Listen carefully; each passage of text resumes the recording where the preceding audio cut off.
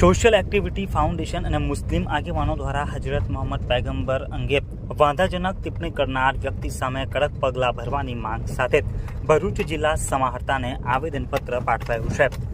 Social activity foundation અને મુસ્લિમ આગેવાનો દ્વારા આજરોજ ભરૂચ કલેક્ટરને આવેદનપત્ર પાઠવવામાં આવ્યું હતું, જેમાં જણાવ્યા અનુસાર હાલમાં દેશમાં ધર્મના આધાર ઉપર નફરત ફેલાવવાની હિંસક માનસિકતા ખૂબ જ ઝડપથી આગળ વધી રહી છે, જે દેશની શાંતિ અને એકતા માટે ગંભીર ખતરો છે। ખાસ કરીને યતિ નરસિંહાનંદ નામના વ્યક્તિએ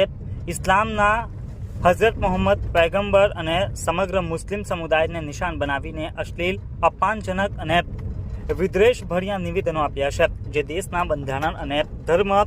નિરપેક્ષતાના મૂલ્યોના વિરુદ્ધ છે।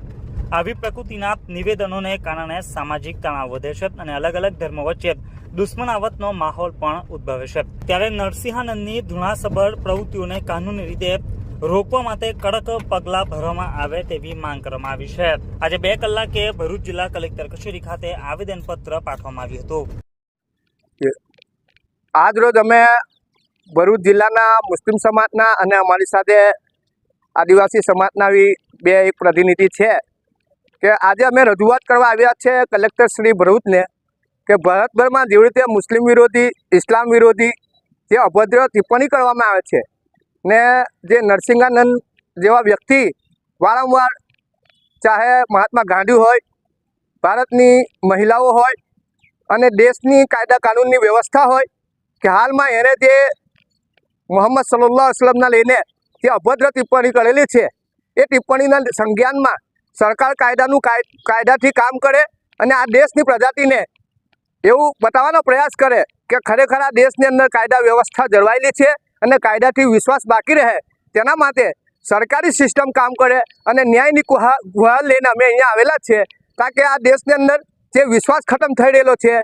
એ વિશ્વાસને જગાવવા માટે આ અમારો એક પ્રયાસ છે। કલેક્ટર શ્રી ભરૂચને અમારો આ મેમોરેન્ડમ છે।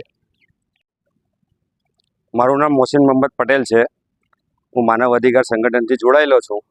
ને ભારત વર્ષના અંદર માનવ અધિકારોનું જ્યારે હનન થતું હોય, ચાહે ધાર્મિક રીતે હોય